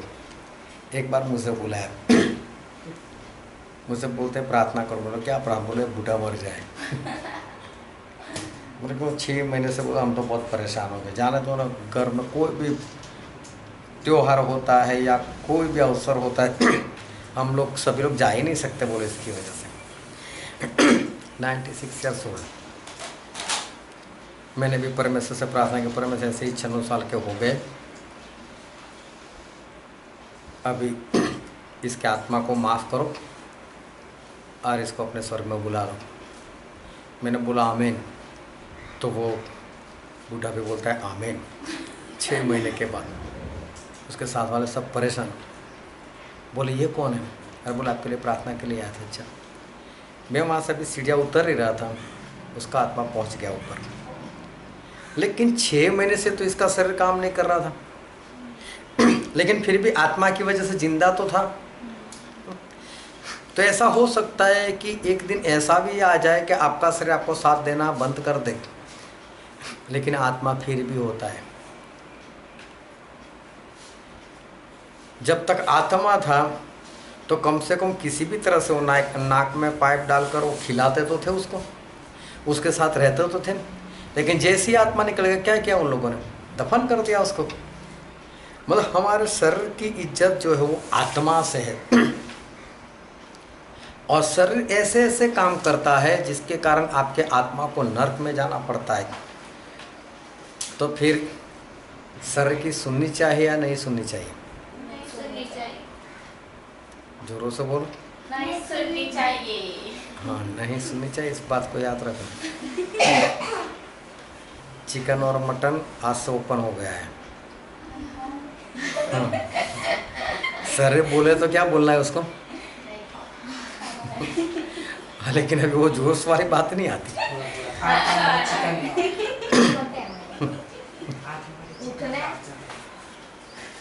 समझ में आ रही बात?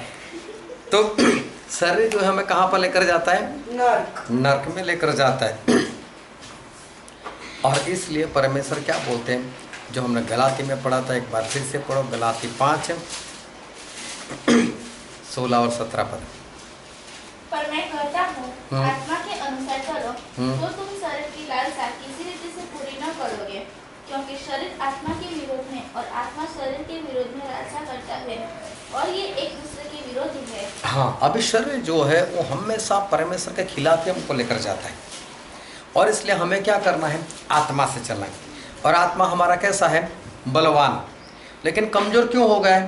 क्योंकि सुबह से लेकर रात तक शरीर को खाना दो, शरीर को पानी दो, शरीर को चाय दो।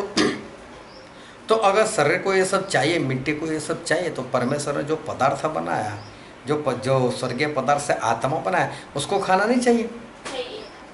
क्योंकि स्वर्गदूत भी रोटी खाते हैं ना, उन्होंने भी माना तो बरसाया ना। तो इसका मतलब आत्मा को भी खाना चाहिए। समझ में आई बात? आत्मा को भी क्या चाहिए? खाना चाहिए। और बाइबल में लिखा है, मत्ती उसका अध्याय 6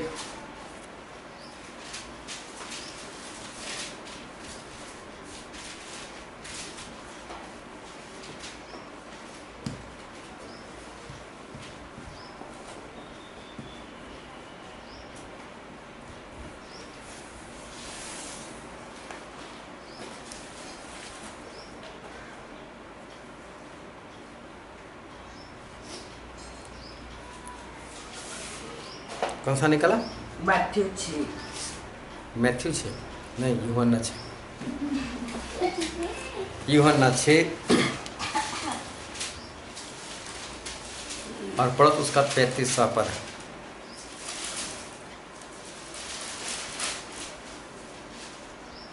यीशु ने उनसे कहा, हम्म। जीवन की रोटी मैं हूँ, जो मेरे पास आता है वह कभी भूखा न होगा, और जो मुझ पर विश्वास करता है वह कभी प्यासा न होगा।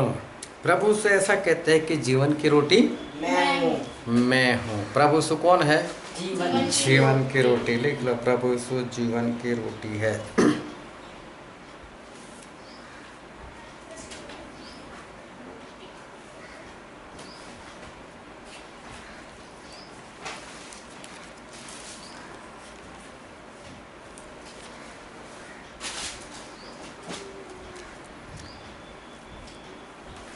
ये जीवन की रोटी है क्या? किसको हम बोले जीवन की रोटी? और मत्ती निकालो, मत्ती उसका 4था अध्याय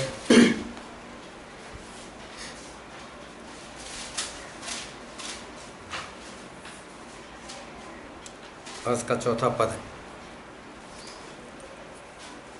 यीशु ने उत्तर दिया, हाँ। लिखा है, मनुष्य केवल रोटी ही से नहीं परंतु हर एक वचन से जो परमेश्वर के मुख से निकलता है जीवित रहेगा।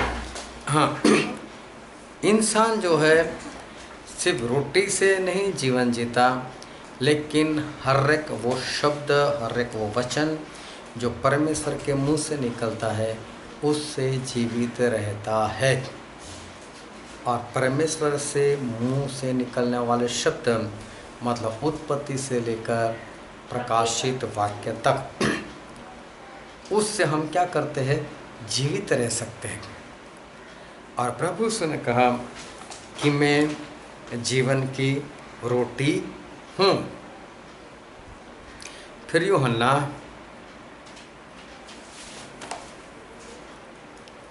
उसका पहला अध्याय,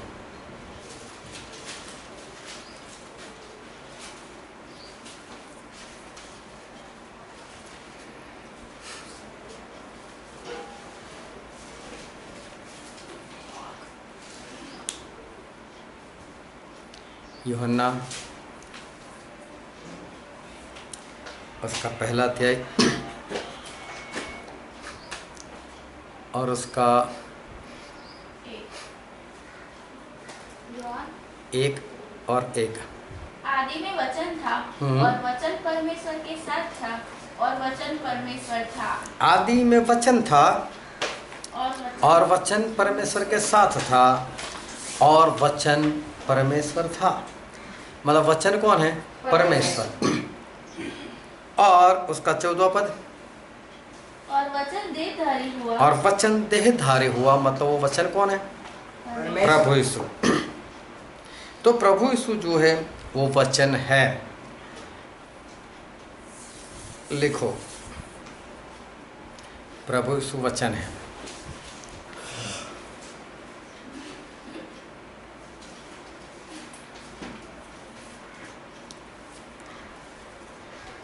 और प्रभु यीशु ही वो रोटी है।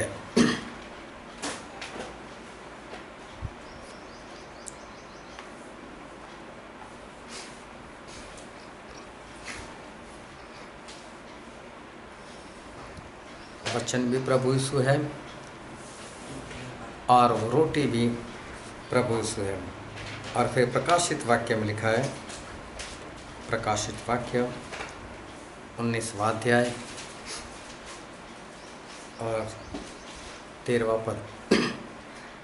वह लहू छिड़का हुआ वस्त्र पहने हैं और उसका नाम परमेश्वर का वचन है। हाँ, ये प्रभु यीशु के बारे में लिखा है, उनका नाम परमेश्वर का शब्द है। प्रभु यीशु का नाम परमेश्वर का वचन है। प्रभु यीशु ही जीवन की रोटी है। वो रोटी वो परमेश्वर का वचन है। तो प्रभु यीशु ने जो बोला, मैं जीवन की रोटी हूँ, वो रोटी मतलब परमेश्वर का वचन। मतलब बाइबल जो है वो ही रोटी है। बाइबल जो है वही जीवन की रोटी है।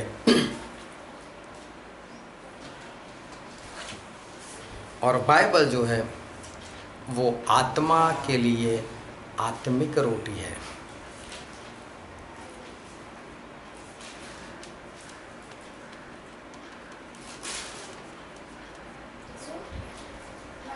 बाइबल आत्मा के लिए आत्मिक रोटी है।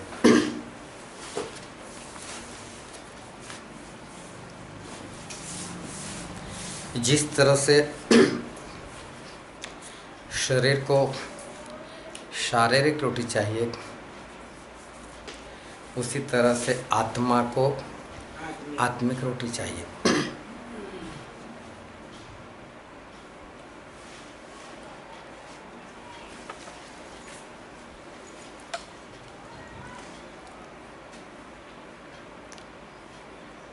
लेकिन शरीर तो सिर्फ रोटी नहीं मांगता, वो तो बोलता है कि साथ में सब्जी भी दो।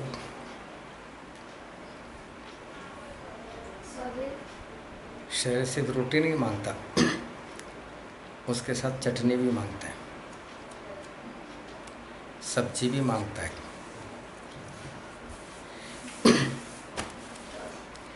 कई लोगों को तो सब्जी के साथ दाल भी चाहिए,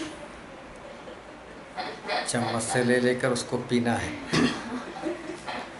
कढ़ी चाहिए, उसको भी चम्मच से ले लेकर पीना है। मतलब जो स्वादिष्ट है उसको और भी स्वादिष्ट बनाओ। क्या मम्मी, हर रोज़ हम तो सब्जी रोटी खाकर उठ गए, अभी चिकन भी तो बनाओ। तो शरीर को तो कभी कभी चिकन भी चाहिए, कभी बकरा भी चाहिए, पाड़ा भी चाहिए। कभी तो बोलते हैं लेग लेकर आओ, उसका सूप बनाओ, फिर उसका सूप भी चाहिए। कभी बोलते हैं नहीं चिकन पकोड़ा बनाते हैं। मतलब कि अलग अलग आइटम चाहिए। तो आत्मा को भी चाहिए ना अलग अलग आइटम, तो आत्मा को भी अलग अलग आइटम चाहिए। कभी होल नाइट,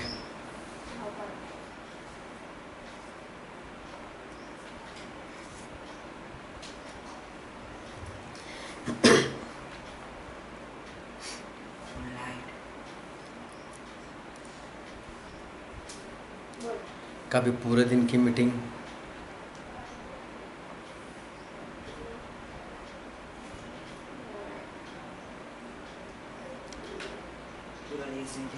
कभी उपवास, कभी आराधना, कभी बाइबल स्टडी,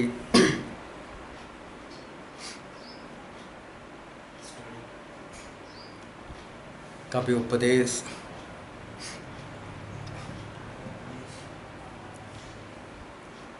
तो आत्मा को भी सारी बातें चाहिए।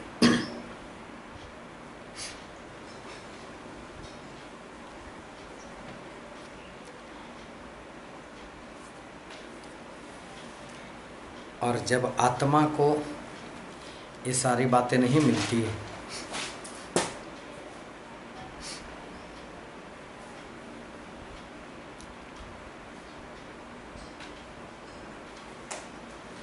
वो कमज़ोर हो जाता है।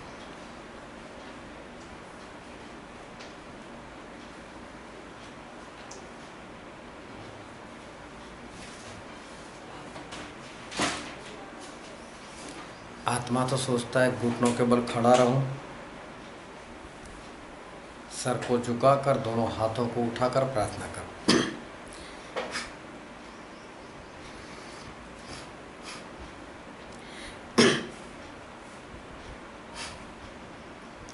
और हाथ कैसा करता है, मालूम? एक हाथ दूसरे हाथ को ऐसे पकड़ता है, फिर उसको ऊंचा करता है, और खुद तो ऊंचा भी नहीं होता ऐसे।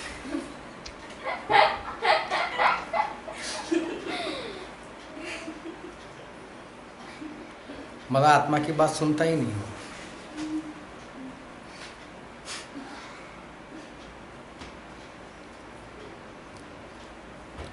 और फिर कई बार तो कैसा होता है मालूम है, प्रार्थना चलती है ना, तो शुरू में घुटनों के बल खड़े हो जाते, फिर बैठ जाते, फिर आखिरी शब्द आते हैं तो पता चल जाता है, तो वापस खड़े हो जाते। तो ऐसा कि जो करने वाला है उसको नहीं पता चलेगा।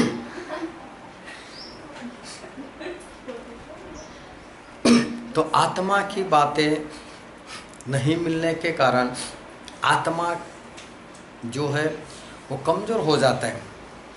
आत्मा को जब आत्मिक रोटी, बाइबल का वचन, बाइबल स्टडी, उपवास, आराधना, प्रार्थना, होल नाइट, वो लगातार वक्त वक्त पर उसको नहीं मिलता, तो आत्मा कमज़ोर हो जाता है।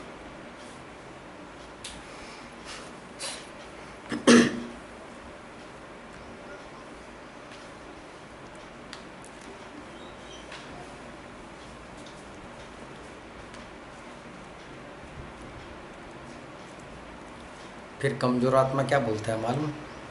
सर जाएंगे रात मीटिंग में जाएंगे, छोड़ने नहीं यार, ठीक है चल सो जाते। फिर वो भी उसमें एग्री होता है।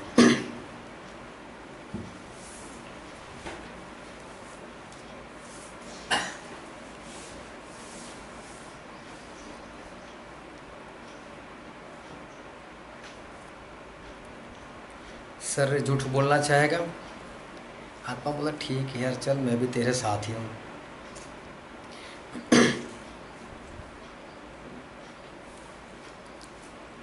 फिर सर के जितने भी काम, लड़ाई झगड़ा, बैर, अपवित्रता, व्यभिचार, चोरी, हत्या, ये सारे कामों में आत्मा कमज़ोर होने की वजह से वो शरीर को पूरा साथ देता है।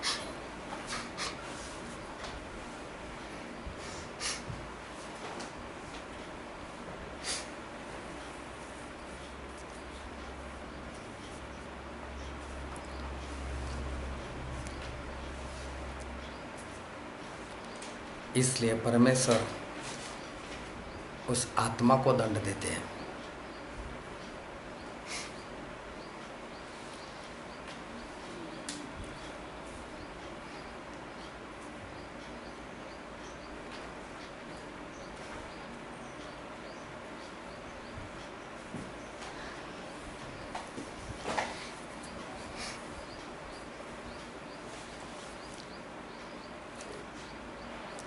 कि मैंने तो तुझे बलवान बनाया था, तूने शरीर के ऊपर प्रभुता क्यों नहीं की।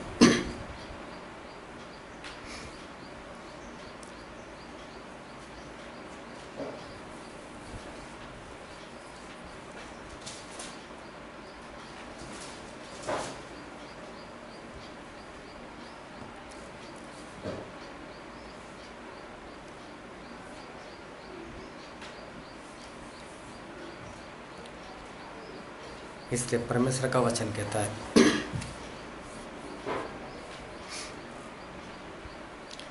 कुलुस्सी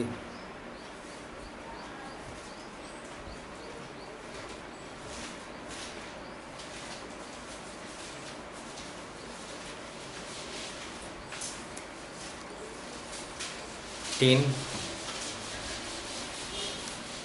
और 5 पद। इसलिए अपने उन अंगों को मार डालो जो पृथ्वी पर है, अर्थात व्यभिचार, अशुद्धता, दुष्कामना, बुरी लालसा और लोभ को, जो मूर्ति पूजा की बराबर है। क्या लिखा है? इसको क्या करो? मार दो। क्या बोलते हैं परमेश्वर? इसको मार दो, मतलब शरीर के कामों को मार दो। लेकिन शरीर के कामों को किससे मारना है?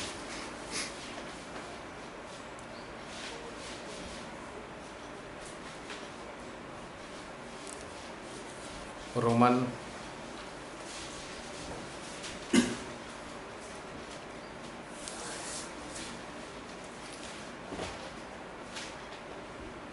8वां अध्याय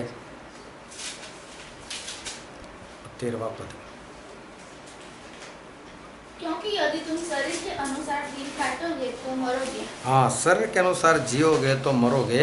यदि आत्मा से देह की क्रियाओं को मारोगे, लेकिन आत्मा से देह की क्रियाओं को मारोगे तो जीवित रहोगे। तो जीवित रहोगे। तो कुलुस्सी में लिखा है कि शरीर के कामों को मार दो, लेकिन रोमन में स्पष्ट लिखा है किससे मारना है? आत्मा से। आत्मा को इतना बलवान बनाओ, आत्मा को आत्मिक रोटी इतनी खिलाओ, और फिर उसको तगड़ा बनाकर शरीर के कामों को मार दो।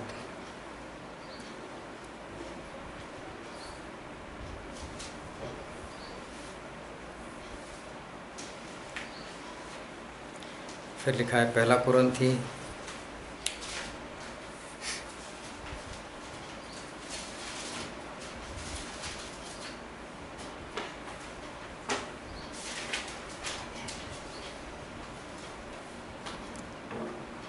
9वां अध्याय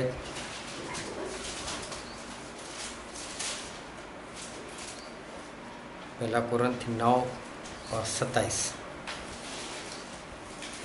परंतु अपनी देह को मारता कूटता और वश में लाता हूँ। हाँ, पौलुस ऐसा कहते हैं कि मैं तो मेरे शरीर को मारता हूँ, कूटता हूँ, उसको अपने वश में लाता हूँ। ऐसा न हो कि औरों को प्रचार करके मैं आप ही की रीति से निकम्मा ठहरूं। हाँ, लोगों को तो अच्छी अच्छी बातें सिखाओ कहीं, लेकिन मैं ही निकम्मा ना ठहरूं, कहीं मैं ही नाश में न जाऊँ। तो पौलुस कहते हैं मैं अपने शरीर को मारता कूटता हूँ। तो क्या अपने आप को मारता होगा? नहीं। कहने का मतलब ये है, जो अपने आप को मारते हैं ना वो तो पागल है, लेकिन आत्मा से शरीर के कामों को मार दो।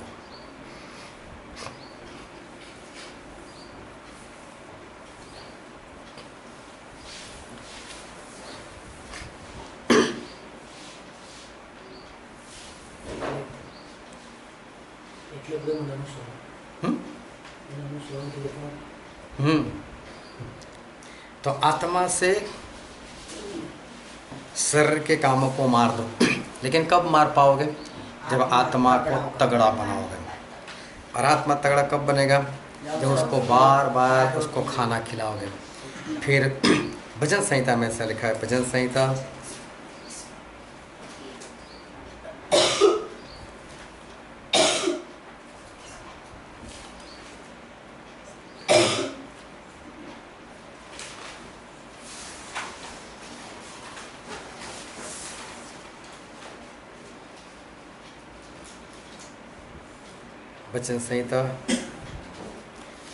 23वां अध्याय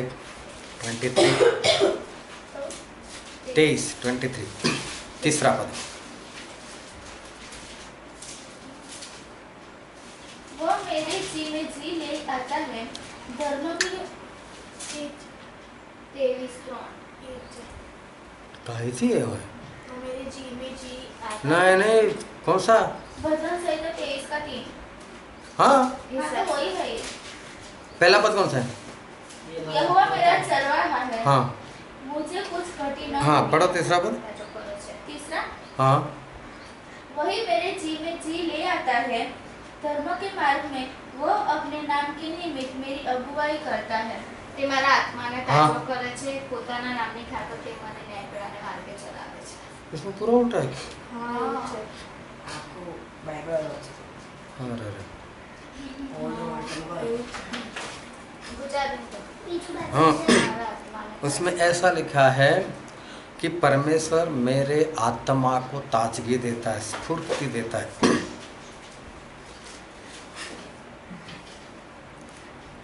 तो परमेश्वर क्या क्या कार्य करोगे? आत्मा की रोटी खाओगे, होल नाइट करोगे, बाइबल पढ़ोगे, बाइबल स्टडी में रहोगे, तो आत्मा जो है वो बलवान होगा। और वो बलवान होगा तो आपके शरीर के कामों को मार देगा और आपके शरीर को वो चलाएगा। जितनी भी बार आप शरीर को खाना खिलाते हो, आज से निर्णय करो कि उतनी ही बार आत्मा को भी खिलाओ। और मैं तो बोलता हूँ कि आत्मा कई गुना ज़्यादा बढ़कर है शरीर से, और इसलिए आत्मा को ज़्यादा खिलाओ।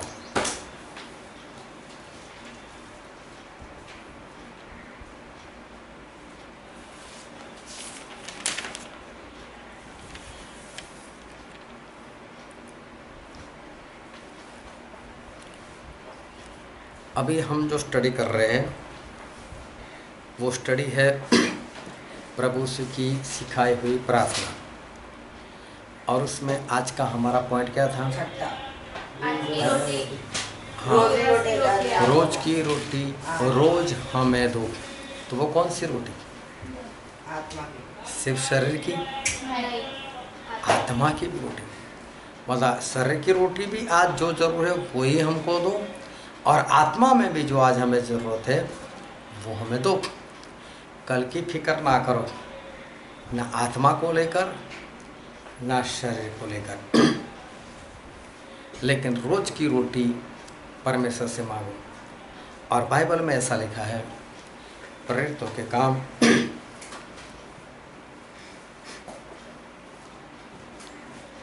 उसका 10वां अध्याय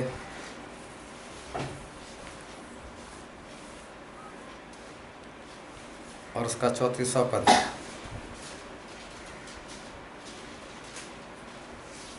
तब पतरस ने कहा, अब मुझे निश्चय हुआ कि परमेश्वर किसी का पक्ष नहीं करता। परमेश्वर किसी का पक्ष नहीं करते, ना वो आत्मा और शरीर तो दोनों को समान ही देंगे ना, वो पक्ष नहीं करते। और जितना शरीर के लिए देंगे तो आत्मा के लिए भी देंगे, लेकिन आत्मा मूल्यवान है इसलिए आत्मा का ज़्यादा देंगे, पक्ष नहीं करेंगे, लेकिन वो मूल्यवान है इसलिए आत्मा को ज़्यादा चाहिए। परमेश्वर पक्ष ना करे और जितना चींटी को देते उतना हाथी को दे दो, जिसको जितनी ज़रूरत ना उतना देंगे। तो आत्मा की ज़रूरत उस शरीर से ज़्यादा है, और इसलिए हमारे परमेश्वर आत्मा को आत्मा के हिसाब से देंगे। लेकिन जिस तरह से हर रोज़ सुबह मांगते हो कि शरीर के लिए क्या है, तो हर रोज़ आत्मा के लिए भी मांगो, उसको लो, उसको खिलाओ, उसको तगड़ा करो। वरना जिस शरीर के लिए इतना कुछ करते ना, वो शरीर एक दिन आपको छोड़ देगा और आपके आत्मा को नाश में भेज देगा। इसलिए शरीर के पीछे मत भागो, लेकिन आत्मा के पीछे भागो और आत्मा को बलवान बनाओ, ताकि वो आत्मा आपके शरीर के कामों को मार दें और आत्मा स्वर्ग में जा सके और परमेश्वर हमें नया शरीर दे स्वर्ग में, और हम अनंत काल के लिए स्वर्ग में आनंद करने वाले बने। तो परमेश्वर ऐसा कहते हैं हमें कि रोज़ की रोटी रोज़ हमें दो, तो सिर्फ शरीर की नहीं आत्मा की भी मांगो, और हर रोज़ उस रोटी से अपने आत्मा को तृप्त करो।